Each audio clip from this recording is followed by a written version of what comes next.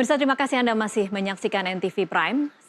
Dan saat ini sudah bergabung bersama saya di studio Yosef Tortulis, pengamat bola. Selamat sore, Bung Yosef. Sore. Iya, terima kasih sudah datang di studio kami. Ya. Tapi sebelum kita mulai perbincangan, kita akan sama-sama menyimak rekam jejak dari pelatih Timnas Indonesia yang baru.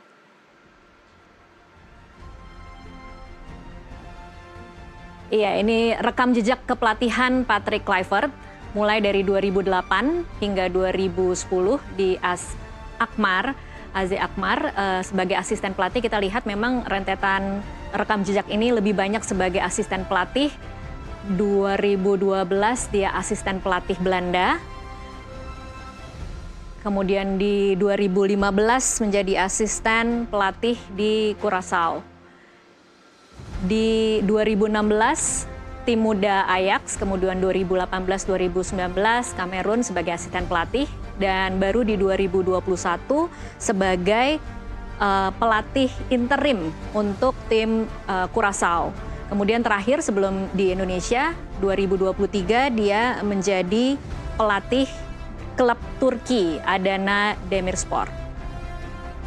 Oke, kita akan langsung berbincang dengan Bung Yosef. Bung Yosef, ini kabar terkonfirmasi baru saja per hari ini. Harusnya diumumkan 12, tetapi hari ini kita mendapat kepastian mungkin untuk meredam spekulasi-spekulasi yang berkembang di luar. Tapi komentar Anda sendiri seperti apa? Akhirnya diumumkan pelatih baru pengganti Sintayong. Ya, saya pikir keputusan yang dilakukan oleh PSSI untuk mengganti Sintayong faktual ya dan rasional. Walaupun pro kontra dan tentu banyak netizen ya pengamat yang kecewa, tetapi yang paling tahu sebetulnya kondisi dalam tim, situasi dalam tim dan prospek ke depan yang paling tahu itu sebetulnya PSSI. Oke. Manajemen tim, kemudian exco dan seterusnya. Ini sebuah hasil kajian yang mendalam. Dan keputusan PSSI untuk mengambil pelatih dari Belanda juga rasional karena yang kita baca dan itu terungkap dalam beberapa jumpa pers, baik terutama oleh Ketua Umum PSSI Pak Erick Thohir, bahwa ada friksi, ada pertentangan internal tim. Dinamikanya sangat tinggi, terutama setelah melawan Bahrain dan menjelang lawan Cina, yang akhirnya kita kalah. Dan dinamika itu tentu sangat tidak menguntungkan tim. Ada yang mengatakan ya pemain harusnya tunduk pada pelatih, tetapi tidak sesederhana itu. Kalau misalnya ini mayoritas pemain dari Belanda tidak cocok dengan gaya main, filosofi main dengan pelatih dari Korea, terus kemudian mana yang kita pilih? Kira-kira kita analisa dari jauh seperti itu ya. Sehingga kalau sekarang PSSI mengambil pelatih dari Belanda, baik Patrick Kluivert sebagai pelatih kepala dan dua asistennya juga dari Belanda, saya pikir masuk akal. Ya. Maksudnya karena ini semua pemain berdarah Belanda, mereka punya filosofi, gaya main, katanya total football ala Belanda, maka pelatihnya juga harus dari sana. Sehingga menjadi ketemu, begitu. Bahwa ada resiko, karena pertandingan 2 bulan lagi ya, melawan Bahrain, kemudian melawan Australia. Itu konsekuensi, itu ada resiko. Kalau toh tidak diganti pun sama resikonya, bahkan bisa lebih parah. Karena kita dengar juga bahwa ada pemain yang kemudian memilih untuk tidak bermain. Kan situasi ini sangat rumit dan kita tidak tahu persis. Dan yang paling tahu PSSI. Saya kira seperti itu situasinya. Oke, baik. Kalau kemudian sekarang akhirnya sudah diperjelas situasinya bahwa memang Patrick Kluivert lah yang akan memimpin Timnas Indonesia untuk menghadapi 4 pertandingan menuju sisa, 4 pertandingan sisa ini. Kira-kira kalau kemudian kita mencoba memahami permasalahan atau tantangan apa yang dihadapi oleh Sintayong kemarin dengan Timnas, yang kemudian akan dihadapi lagi oleh Kluivert, bagaimana Anda menjelaskannya kira-kira? Iya, setiap pergantian pelatih tentu ada konsekuensi bahwa tidak langsung tune in ya antara konsep bermain. Tetapi saya termasuk orang yang percaya bahwa trio pelatih dari Belanda ini akan mudah beradaptasi. Dalam 2,5 bulan? Dalam 2,5 bulan. Begini, penjelasan sederhananya kayak begini. Pemain-pemain yang produk Liga Belanda ini itu mempunyai standar bermain, baik taktik individu, taktik tim, ya, filosofi bermain, mereka sudah punya standar itu. pelatih timnas, di mana-mana pelatih timnas di dunia, beda dengan pelatih klub. Ini kalau timnas hanya lebih bicara taktik. Iya. Nah, ketika pemain-pemain Belanda ini yang 90% pemain inti berasal dari Belanda, pelatih dari Belanda, saya pikir tidak terlalu banyak kesulitan pelatih ini. Bahwa mungkin sesimpelnya begini, ketika datang Patrick Kluivert dan asistennya, dia tidak akan banyak mengubah. Jadi dia akan pakai format yang lama. Kemungkinan besar pakai pemain 90% masih pemain naturalisasi. Yang semua dari Belanda. Iya. Mungkin komposisi pemain juga bisa jadi tidak banyak berubah. Pasti mereka akan menonton beberapa pertandingan sebelumnya. Iya. Lawan Bahrain, lawan Cina, lawan Jepang. Dia mungkin adaptasi sedikit saja. Dan karena memang sudah ketemu filosofi gaya mainnya, saya pikir tidak akan banyak kesulitan. Oke, baik. Saya ke Mas Tommy sekarang. Mas Tommy, 2,5 bulan ada ekspektasi yang sangat tinggi dan kemudian pelatihnya sebenarnya kan belum terlalu mengetahui atau mengenal bagaimana kekuatan dan kelemahan dan chemistry dari masing-masing pemain. Ini pekerjaan yang double atau ini pekerjaan yang seperti membangun candi dalam semalam, Mas Tommy? Yang pertama saya ingin komentari dulu Yosef tadi ya, bahwa hak PSSI untuk pengganti ya. Tapi apakah kemudian para pemain itu melakukan pemberontakan terhadap Sinteyong? Saya tidak yakin, karena kalau lihat komentarnya di sosial media, Nathan Acho maupun Jai Isnes, dia sangat respect pada Sinteyong. Dan sebagai seorang kapten, dia bahkan merasa kehilangan pelatihnya. Tapi sekali lagi putusan sudah diambil. Nah sekarang pertanyaannya, 2,5 bulan bisa melakukan apa? Saya kira sekali lagi sekarang dalam sepak bola, pekerjaan yang paling penuh risiko itu adalah pekerjaan pelatih. Kita lihat misalnya di Manchester United sekarang, Ruben Amorim, ya baru datang hebat di Sporting Lisbon, memegang pemain yang punya kualitas standar sepak bola begitu tinggi di Manchester United. Kemudian prestasinya sekarang sampai 4 kali berturut-turut kalah, bahkan kalahnya di Old Trafford. Jadi sekali lagi menjadi pelatih itu sekarang pekerjaan yang paling berat. Erik ten Hag yang begitu sukses di Ajax, kemudian juga gagal di Manchester United. Nah, karena itu di dalam memilih pelatih, sekali lagi track record itu menjadi sangat penting. Mengapa kemudian misalnya kembali kita tarik ke belakang? Mengapa kita berjuang keras untuk bisa menarik Sinteyong mau melatih ke Indonesia?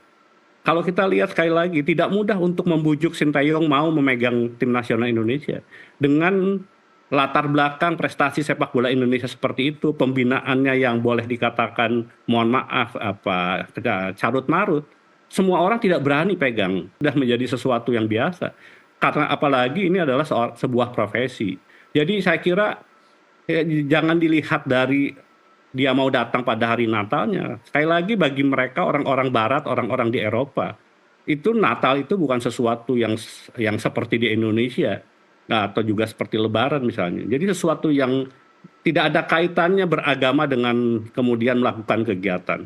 Nah sekali lagi yang menjadi pertanyaan besar, mengapa kemudian para pencinta tim nasional Indonesia itu mempertanyakan kriteria yang dipegang oleh PSSI untuk memilih Patrick Kluivert itu apa gitu. Yang tadi Tasya di awal sudah membuka seperti apa track record-nya sebagai seorang pelatih. Belum pernah dia berhasil sebagai seorang pelatih membentuk sebuah tim yang memang kemudian bisa membuat orang percaya bahwa akan kemampuannya. Oke. Saya kira sekali lagi di Belanda, bekas pemain hebat yang menjadi pelatih itu kan bukan hanya Patrick Kluivert. Ada Marco van Basten, ada Ruud Gullit.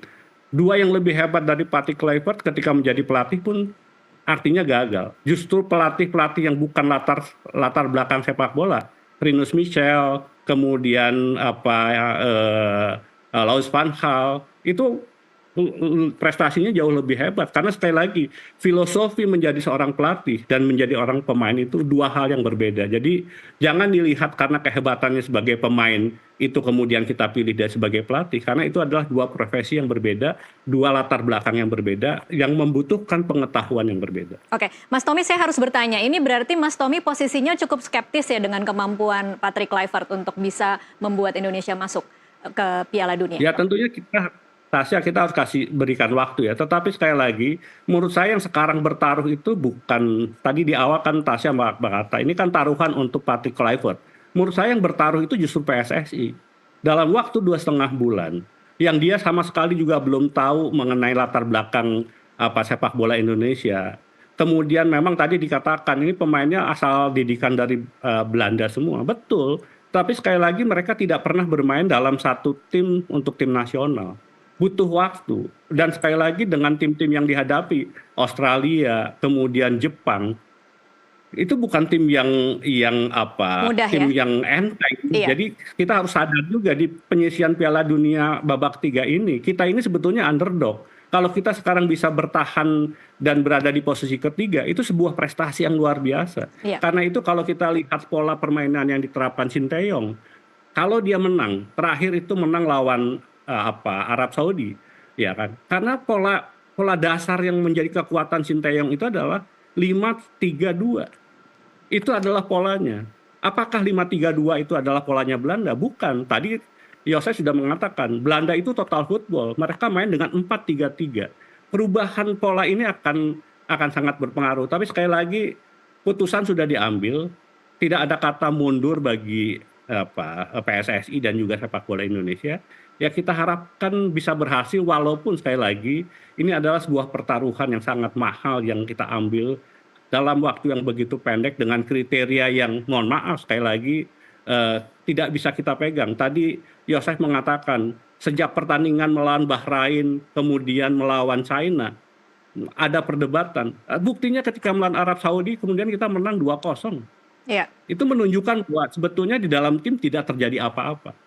Kemudian kalau kemudian ukurannya kalah di Piala AFF, karena PSSI sendiri mendowngrade Piala AFF sendiri Iya. untuk tidak dijadikan sebagai tolok ukur, dan PSSI yang memutuskan untuk mengirim pemain di bawah 22 tahun. Jadi saya kira keputusan yang diambil itu membuat kaget para pencinta sepak bola, dan menurut saya sekali lagi ini wajar karena memang kecintaan pada tim nasional yang prestasinya sedang naik ini membuat mereka sayang kemudian kalau grafiknya itu kemudian terganggu hanya karena persoalan pergantian pelatih. Tapi sekali lagi ini nasi sudah menjadi bubur, Tasya. Oke, baik. Bung Yosef, saya kasih kesempatan untuk menjawab. Mungkin tadi kalau highlightnya dari Mas Tommy, pertaruhan yang sangat mahal, waktu sangat mepet, dan kompetensi yang mungkin sangat meragukan ya di atas kertas. Iya, memang sejak awal ketika nama Patrick Kluivert muncul, banyak perdebatan ya. Di satu sisi Patrick Kluivert itu pemain top ya, striker hebat Belanda ya di eranya. Tetapi sebagai pelatih catatannya dia hampir semua dia hanya asisten di klub maupun timnas Belanda. Dia pernah 2 tahun bersama Louis van Gaal di timnas Belanda. Timnas hanya Curaçao ya. Nah, sementara 2 asistennya yang sekarang muncul namanya itu justru pelatih yang pernah menangani klub senior, dan saya agak optimis ya. Di satu sisi memang Patrick Kluivert itu track record sebagai pelatih kepala itu tidak kelihatan, tetapi 2 asistennya ini dari penjelasan Exco PSSI Arya Sinulinga mengatakan bahwa Patrick Kluivert mungkin lebih sebagai pemain top Belanda yang disegani oleh pemain sehingga mereka akan antusias untuk datang bergabung, cepat datang bergabung, kemudian berlatih dengan antusias ya, karena ini pemain hebat. Tetapi dari penjelasan Arya Sinulinga saya mendengar bahwa ada pelatih yang memang jago taktik. Nah, mungkin itu Denny Lensat dan udah mantan pemain timnas Belanda juga yang nanti asistennya Patrick Kluivert, kemudian ada Alex Pastoor. Karena kita kan juga tidak mau ya timnas kita dijadikan ajang untuk pelatih baru untuk belajar begitu, kemudian coba-coba. Betul, sepakat. Dan di mana-mana katakan Roberto Mancini kan baru dipecat. Kemudian hasilnya, padahal pelatih yang sekarang Arab Saudi itu pelatih yang memenangkan Arab Saudi di laga awal mengalahkan Argentina di Piala Dunia 2022. Kemudian karena Arab Saudi ingin naik level kira-kira begitu, ambil pelatih yang top dari Eropa. Kebetulan dia pernah baru saja menangani Italia menjadi juara Piala Eropa. Tidak terjadi perpecahan. Sebetulnya ada, hanya memang tentu pemain-pemain ini tidak akan ngomong ke publik. Mereka tetap memberi ucapan terima kasih dan seterusnya. Tapi situasi itu benar adanya dan memang tidak pantas untuk keluar ya ke publik. Itu harus diselesaikan oleh manajemen tim. Sintayong juga saya kira tidak akan pernah membuka itu. Pemain juga sama, tidak akan pernah membuka itu. Karena itu biasa sebetulnya. Oke, dalam tapi sepak jadi bola. kemudian bisa diambil kesimpulan bahwa per hari ini yang ingin dimenangkan adalah kedekatan kultur, kedekatan bahasa. Jadi masalah bahasa dan masalah kultur Iya, itu menjadi tidak ada betul. setelah diganti menjadi pelatih Belanda begitu. Ada dua sisi tadi.